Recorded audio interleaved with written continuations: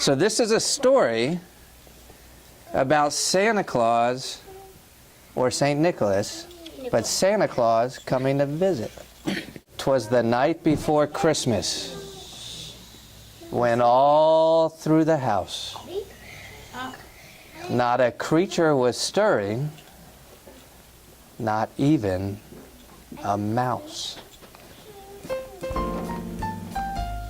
The stockings were hung by the chimney with care, in hopes that St. Nicholas soon would be there.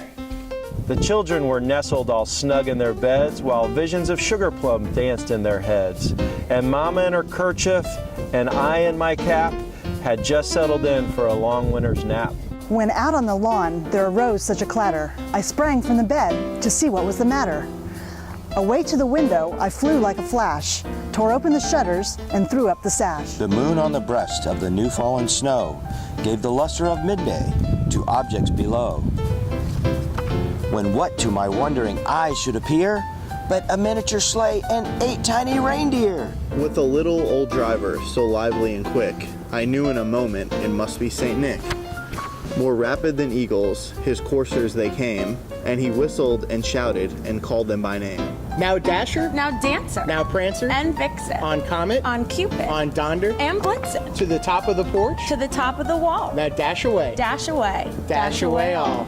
As dry leaves that before the wild hurricane fly, when they meet with an obstacle, mount to the sky. So up to the housetop the courtiers they flew, with a sleigh full of toys, and St. Nicholas too. And then, in a twinkling, I heard on the roof the prancing and pawing of each little hoof. As I drew in my head and was turning around, down the chimney St. Nicholas came with a bound.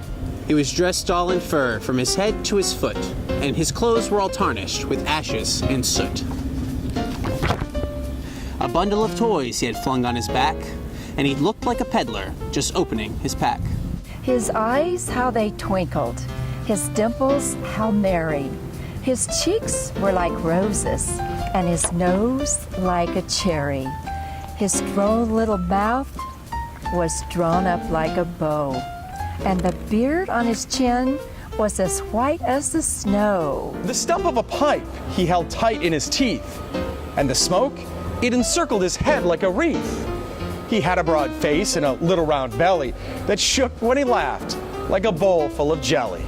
He was chubby and plump, a right jolly old elf, and I laughed when I saw him in spite of myself. A wink of his eye and a twist of his head soon gave me to know I had nothing to dread. He spoke not a word, but went straight to his work, and filled all the stockings, then turned with a jerk, and laying his finger aside of his nose, and giving a nod, up the chimney he rose. He sprang to his sleigh, to his team gave a whistle, and away they all flew like the down of a thistle. But I heard him exclaim as he drove out of sight, "Merry Christmas to all, and to all a good night."